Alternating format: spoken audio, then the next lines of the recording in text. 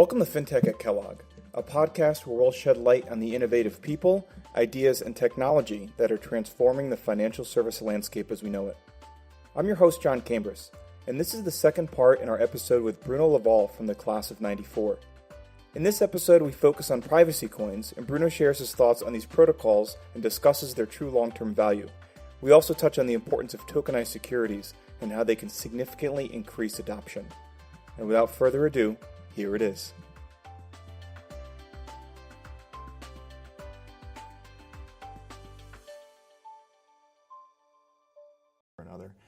But speaking of things that are going to be popular in 2018 and beyond, let's turn our attention to privacy coins. Privacy coins are another very hot topic. I know a lot of people in the crypto sphere are very high on both Monero and Zcash, which seem to be leading the charge right now, but two very different privacy coins. So I'd love to get your take on privacy coins in general, and then to get your thoughts on where that space is going to go. So I was meeting with a friend of mine in the biotech field about a month ago, talking about crypto and use cases, and it's very valuable when we try to explain something to someone outside the field. That you learn so much about the way they think. There's a lot of learning from it. And he was saying, well, I'm interested in crypto because it's private, right? Because it's actually like the original cryptocurrency is a cash. Right? The one that you can move around, you can give, nobody knows what you have and who you give it to you, if I give you the money, etc. So privacy went through a bit of a gyration in crypto, which is that initially it was sold, it's private.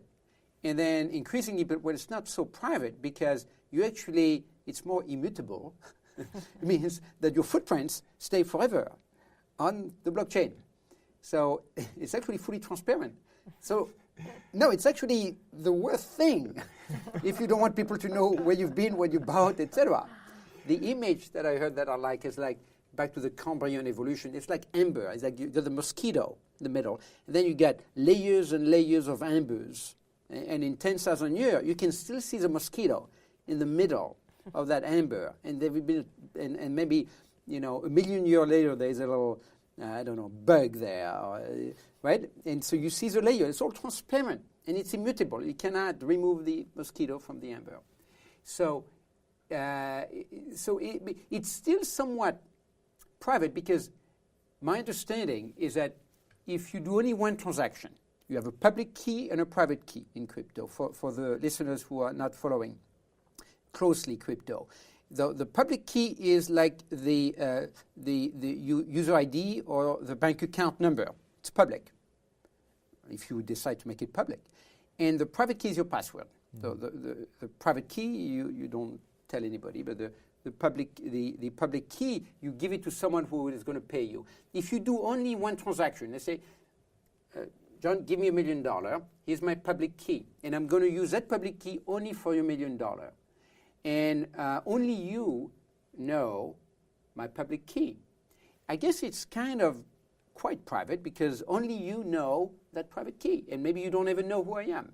So that's but the way it works is that usually you would use your wallet or your address for multiple transactions.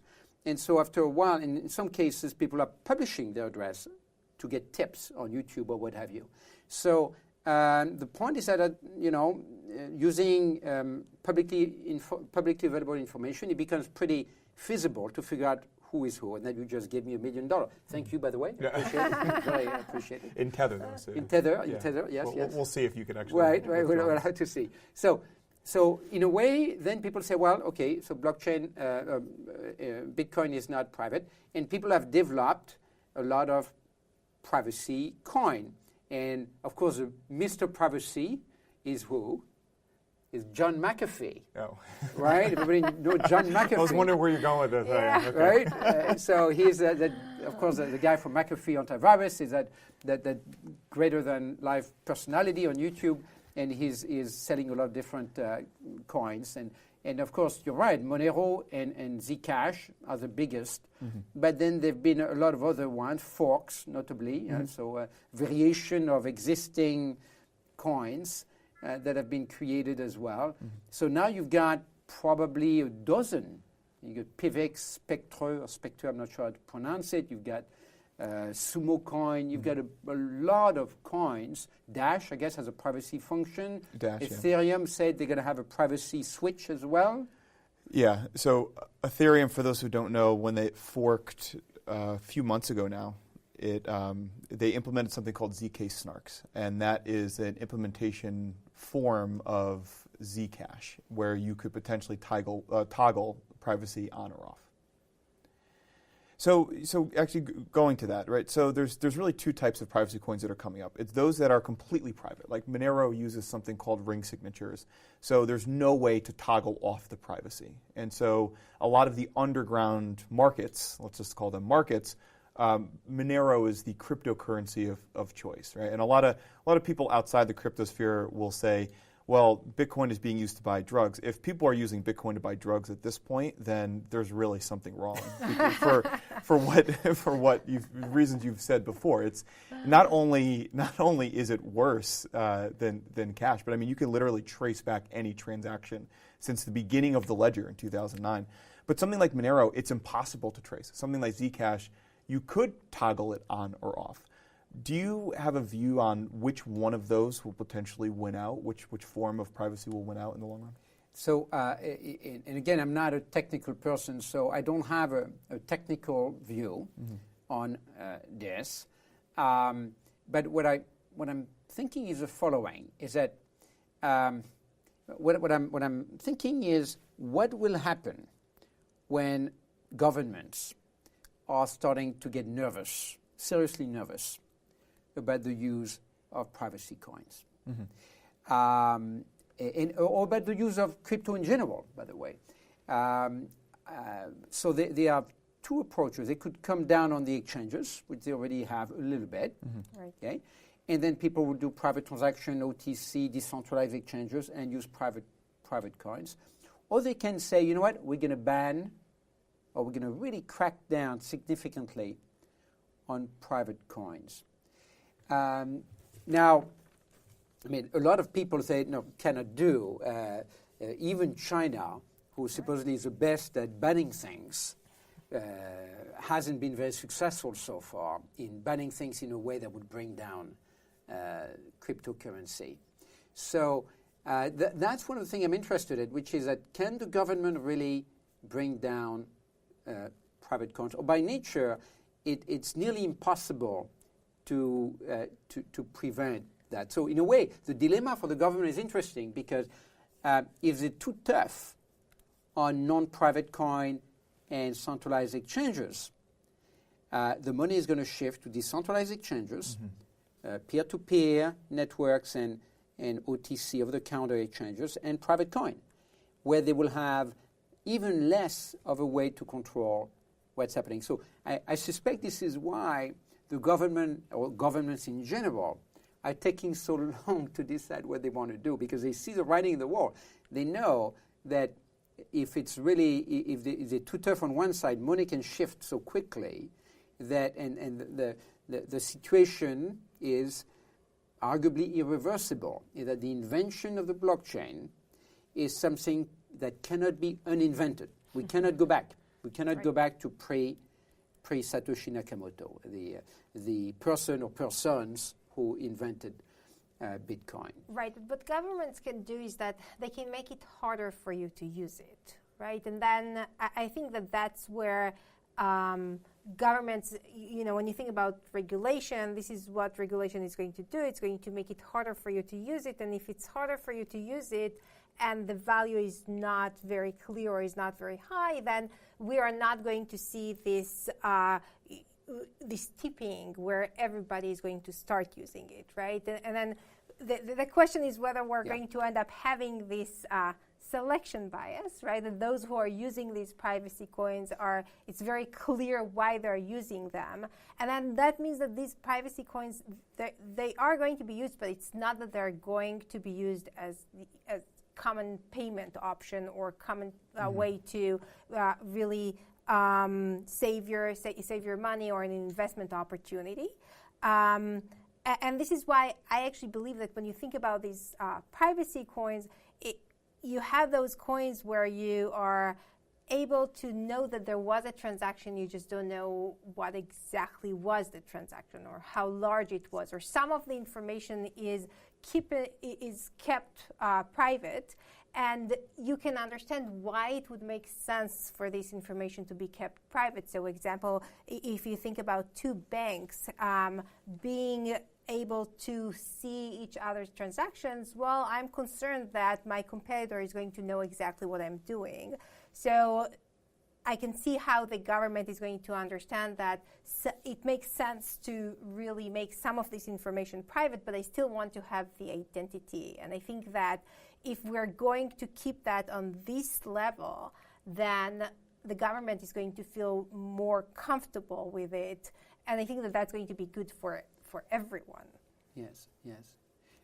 You're absolutely right. And in a way, the way I'm looking at it now with a little bit more perspective is that there are two sides to the crypto world. There are the maximalists, the privacy-centered people, the full decentralization. They're the anti-Roger Ver, the anti-Bcash, because Bcash is just a little bit less decentralized, and so they hate each other, Bcash and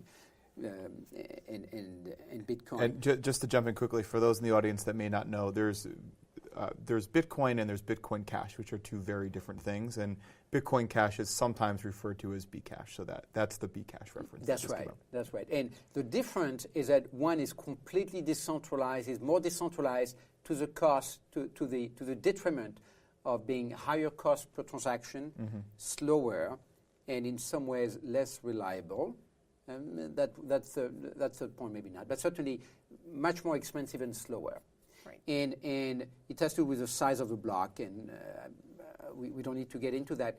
And Bitcoin Cash is intended to be more usable for cash transaction because it's faster and cheaper, right, to the cost of centralization to a degree. And so on one hand, you've got people who are maximalist in terms of decentralization. They want to make sure that crypto cannot be censored by the government. On the other hand, you've got another group of people, and Professor, that's probably more the group that you're referring to. Some people are calling them the settlers, or they're more into practicality, accommodating, and being usable, including being usable by the existing financial institution. And the best example of that is Ripple. Oh, okay. Right? Yes. Ripple, Right. because Ripple is that way of using the blockchain. I've tried to remove Ripple from my brain, so that was my hesitation. Now we know on which side you are. And so Ripple is one that said, you know what, forget all of these cypherpunk and people obsessed by privacy. We just want good database technology to help bank win themselves from the SWIFT system. That is what, a 50-year-old or 100-year-old, whatever, 50-year-olds maybe. And so that's Ripple. And Ripple went from $0 to $100 billion in a matter of weeks or months or 2 months. And at some point, the founder of Ripple was richer than Bill Gates, or in the, maybe not quite, but I think you're right. It was at that level, right? Now it went down 50 or 70% after that. Yeah, I mean the big issue with Ripple, and I actually think Ripple the company is doing good things. The problem is that you don't need the XRP token in order to use this system. So I think there was a lot in the community that were scratching their heads on why the XRP token was gaining so much value when, as far as I can tell, it's quite literally useless at this point. So we'll see. Maybe they're speculating that there will be future use. Yes. But Ripple itself is doing that. It's trying to disrupt this old system that has kind of had a stranglehold on the financial system for the last 40, 50, 60 years. Yes. And so as you said, Professor Markovich, it is a bit of that conflict between people who are purist cyberpunk, or cypherpunk, I should say, and then more practical, accommodating within the system group. And they're fighting all the time. So it's very entertaining if you go on YouTube or on Twitter to see them fight, sometimes physically. Yeah. So just on that point, do you see a world in 30, 40 years where millennials now are older, and instead of putting money in a Swiss bank account as the wealthy elite would do now, they're putting money into a Monero or a Zcash or another type of privacy coin? Well, absolutely. I would start with that story. I don't know if it's a real story or not, but it could be. It's a little bit gruesome, Professor Markovich, so pardon me. But I heard that some people would insert a diamond under their skin so that if they end up in a Mexican prison, they lose everything. They have a way to start again by getting the diamond out from under their skin. I don't know if it's a real story or not. Someone would need to research it. It's a good story. It's a good story. But so the idea is that there's a use case for crypto which is the same. To say take $10,000 or the $1 million that you just gave me, John, for example, right? So instead of giving me the $1 million, you're going to say, I'm going to put it on the web, on the blockchain. I'm going to use Monero, completely private. Professor Markovich would not know that I put the $1 million on the web. But I don't want the fluctuation of Ethereum. I want to put it in a stable coin. But nobody knows it's there. I just need a private key. I can change it into a drawing or keywords, whatever, seed words. Only me know that the money is there. Okay?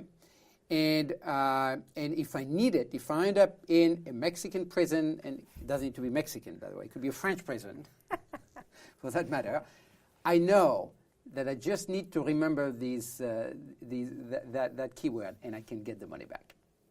Mm-hmm. So that's a use case of that is I guess, I don't know, that could be envisioned. And the question is, for government, how do you prevent people to do that in an uncensored blockchain environment? And so, in a way, there is something fundamental about cryptocurrency, which is that it makes it very, very hard for central government and central banks to control what people do with their finance. And so even if there's still going to be a lot of rules, regulation, crackdown, because it's so hard and because you don't need to trust a bank in the Virgin Islands or what have you, you just need to trust a smart contract, it would become much harder for the government to control it. And it would shift the power towards more freedom, more economic freedom.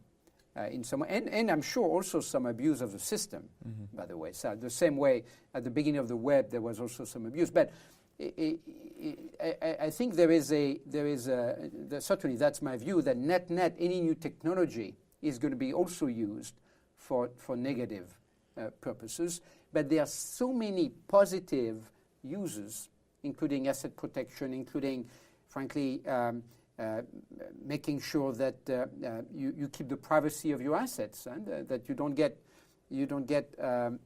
robbed, right? You're private about your financial dealings, or you're not fortunate to live in a great country like ours, and you're into a country where you don't have that freedom to start with, and you really need protection in many of these countries. We mentioned a couple of them earlier. So I feel it's a very unique moment in the history of business, in the history of technology, but also in the history of government, and that's a trifecta. And we don't know what's going to happen in 2 years or in 6 months. We don't know what's going to happen. It might be that we're going to enter now a bit of a nuclear winter for maybe a year, maybe 1 year, maybe 2 years, maybe 3 years before crypto has another huge ramp up the way it did in 2017. Or maybe it already has bottomed and it went down. The Bitcoin went from nearly 20,000 to 6,000, and now it's back at 11,000. Right. So now nobody knows where it's going to go next. I mean, we could invest your $1 million and bet one way or the other and see what happens. It's pretty interesting. This entire space is obviously very interesting, but it's interesting that as the price continues to go down, the number of developers getting involved continues to go up. And I was listening to Chris Dixon, who is a partner at Union Square Ventures, and he does some great podcasts. And Union Square, he's a partner at A16Z, and he does some great podcasts. He writes some great blogs, and his point was, well, looking back 20 years ago, when developers would come home, if they're in college and they'd come home from school, they were working on how to develop the internet. Well, no young developers thinking to themselves, I wonder how I can make the internet better today. I wonder if a group of us can get together and try to change something about the internet. But they are going home and saying, I wonder if a group of us can create something on a blockchain platform, whether that's running our own ICO or whether that's building a decentralized application. That's where the young developer power is going. I saw it at the Ethereum Developers Conference that they can't hire fast enough, and any young developer right out of college is making well into six figures if they know how to code smart contracts and code Solidity. So there's a tremendous demand for young developers to work on these platforms. And if the ETH Denver conference, which just wrapped up, is any indication, the enthusiasm by the younger developer community is through the roof right now. So while the value continues to go down, like you said, the enthusiasm is rising. Yeah, no doubt. I heard similar things that VCs that were not, or investment funds that were not in blockchain, they were not interested. They had to, because every super smart young entrepreneurs came to them with a blockchain idea. So they had to start investing in Yeah, but blockchain. don't get me started on that, because a lot of these investments are not done because they actually understand what is the value behind the idea, or what is behind blockchain, or where this is going. As you said, it's because they had to, and I think that is not but the point behind this is a very important one, which is that in these explosion of ICOs that we've seen in 2017, even now it continues, the percentage of projects that are going to be successful is going to be low, probably for two reasons. First, in the hype, everybody say, well, I'm going to put everything on the blockchain, pets, whatever, hair, anything, oil. You have something, put it on the blockchain, right? Anything you have, I put it on the blockchain. Right. I can do an ICO. That's one reason why most of them are going to fail. The other reason, to your point, is that they get the money right away. Right. So they did the ICO, they get the money, they cannot be fired because the coin holder are not shareholders. So are they going to be motivated to work for so many years to make the project successful? They get their proverbial Lamborghini already. Right.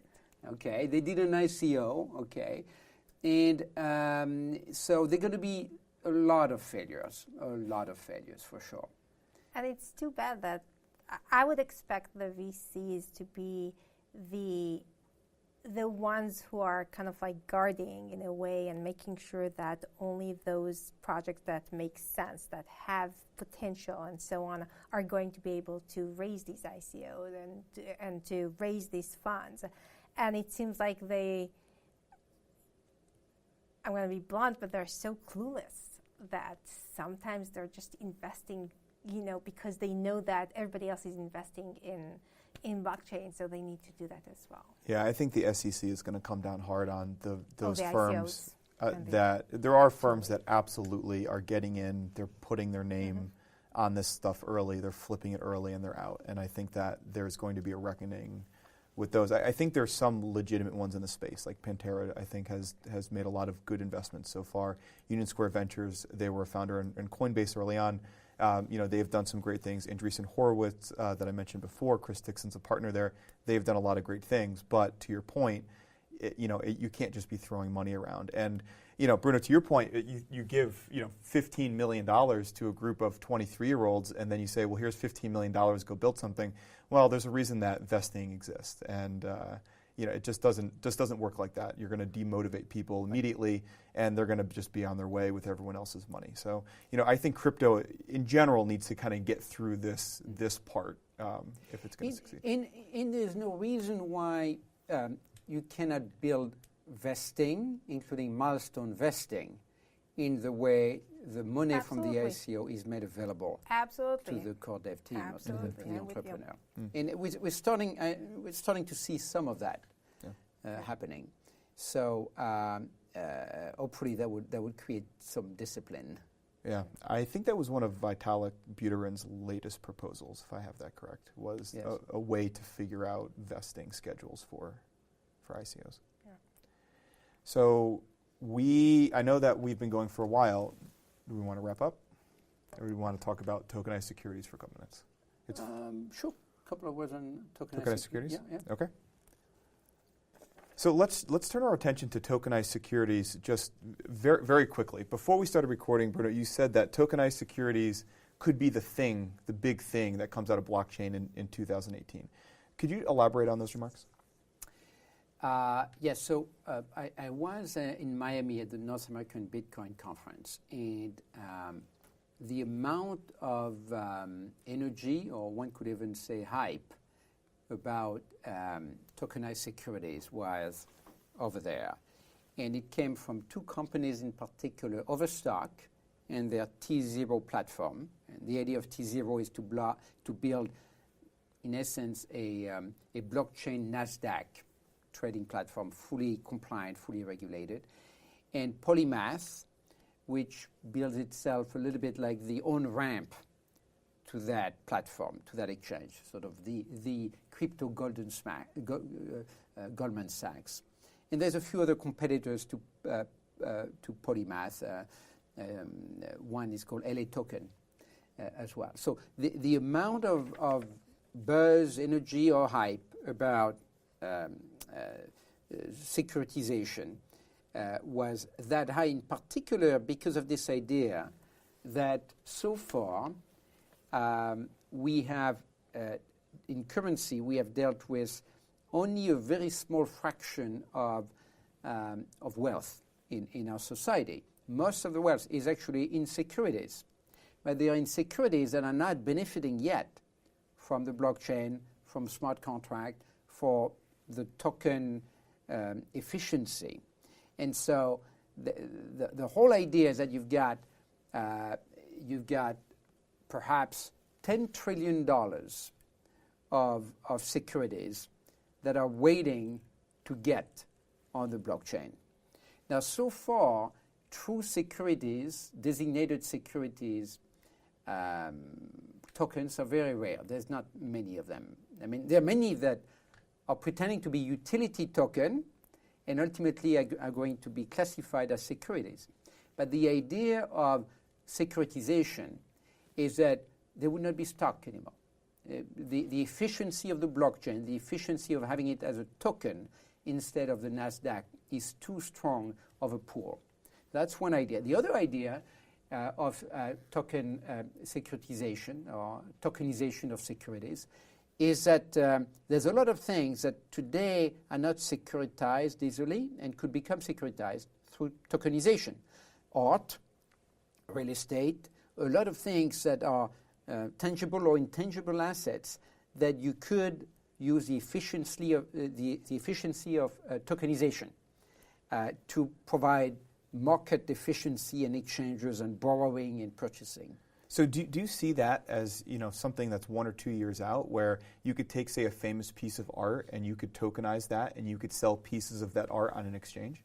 Well, from my perspective, I'm on the skeptical side of moving things to the blockchain that are not native that are not already digital. So art, real estate, electronic medical record, anything that live outside of the blockchain, in my view, is going to take longer to create the link. Because let's say I'm going to tokenize my boat, okay, and I'm going to sell both of you a portion of my fractions of my boat. Okay, well, how am I going to check that I have a boat? that is floating, that is in good condition, that I haven't already sold it to Bob, it becomes very hard to deal with on-chain, off-chain arbitration. And so in these transactions, the main thing is trusting that what's on the blockchain and what's off the chain is the same.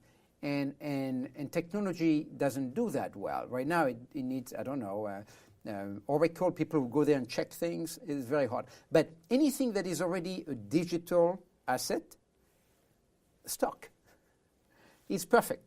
So I feel that all of these exotic applications with art, frankly, even in my view, with intellectual property, are going to take much longer than we expect. And there's so much to do already with simpler, maybe less glamorous, but simpler use cases of assets that are already digital. And so they can go more easily to the blockchain. It's incredible. The whole idea is incredible. So really exciting to see where this could potentially go. So I think we're gonna wrap up. But any? Well, I don't know if you heard the term no coiner. So no coiner is someone who doesn't own any tokens. And now I'm getting on the nerve of all my friends because I say don't be a no coiner. Put at least open a Coinbase account. Come on. And to your listener, if you don't have a Coinbase account, open a Coinbase account. Put $100 on it, 1,000, whatever. But don't be a no-coiner. You don't want to be a no-coiner. And the reason is not the money. Maybe you don't want to be a no-coin. You want to be a no-coiner because you don't believe in it. And maybe you're right. Maybe the whole thing is going to collapse like a souffle. But you owe it to yourself to try it. The same way in 94, we have to try a browser to see what the whole thing about the internet is. So don't be a no-coiner. Open a Coinbase or Gemini account and put something on it just to be able to say, I tried it, and then you can comment on it. Yeah. Experiment, I agree. Yeah, definitely. And for those who don't know, you don't have to buy an entire token, right? So I know a lot of people who are new to it might think, oh, a Bitcoin is $11,000. I don't have $11,000. But just so everyone knows, you can buy a very small amount. So like Bruno said, you could buy $100. You could buy $5 worth just to get involved and to see what the hype's about. But then, to kind of go down that rabbit hole and see what different projects are coming about on this technology. Just the last thing, any Twitter account that you have that you'd like people to follow, or anything that you want to? Well, I mean, if you're new to crypto, the person to listen to, in my opinion, on YouTube in particular, maybe on Twitter as well, but in particular on YouTube, is Andreas Antonopoulos. He's really such a good speaker and is so genuine and positive and. So before you graduate to Roger Ver or Tone Vase or other more maybe controversial YouTubers, really Andreas Antonopoulos is a person to listen to. I can get behind promoting him. Well, thank you so much. This thank is great. You very much. Thank you so much. Pastor Markowitz, thank you. We hope you enjoyed the interview with Bruno Larvol. If you want to know more about Fintech at Kellogg, you can reach us directly at fintechclub@kellogg.northwestern.edu. or come check out our Facebook page. And if you liked what you heard today, please remember to rate us on iTunes and click that subscribe button to hear future episodes. That's it for now. Thank you for listening. Until next time.